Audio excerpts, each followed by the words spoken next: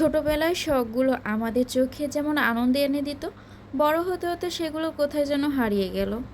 বাস্তবতা আর দায়িত্বের ভিড়ে সব কিছু কেমন যেন বিলীন হয়ে যায়।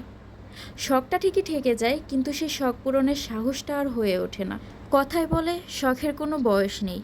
আমিও মানি কথাটা সত্য, কিন্তু সময়ের সাথে সাথে সাহসটা কমে যায়, ইচ্ছেগুলো চুপ হয়ে যায়। এই পৃথিবী এত কঠিন, আমরা অন্যের কথার উপর বেশি নির্ভর করে থাকি। আমরা ভাবি আমার এই জিনিসটা শখ করছে, আমি এই জিনিসটা করব, কিন্তু লোকে কি বলবে, লোকে কি করবে, লোকে কেমনভাবে তাকাবে, এই চিন্তা ভাবনা করতে করতে আমাদের অনেকটা শখ মরে যায়। কারণ আমরা আমাদের শখের বেশি মানুষের কথার প্রাধান্য দিই। এই অন্য মানুষের কথা ভাবতে ভাবতে নিজের জীবনটাই শেষ হয়ে যায়। আপনি একদিন ধীরে ধীরে মৃত্যুর দিকে চলে যাবেন, তখন আপনার শখগুলোও চলে যাবে, কিন্তু ওই মানুষগুলোর কথা কিন্তু বন্ধ হবে না।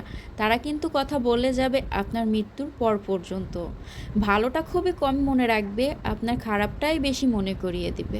আমরা প্রত্যেকেই নিজের সাথে প্রতিদিন প্রতিনিয়তই এক অদৃশ্য যুদ্ধ করে যাচ্ছি।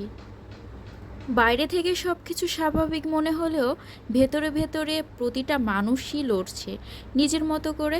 কেউ লড়ছে নিজের শখ পূরণে, কেউ কঠিন বাস্তবতার সাথে লড়ছে, কেউ জীবন জীবিকা আর সংসারের হাজারো দায়িত্ব নিয়ে লড়ছে।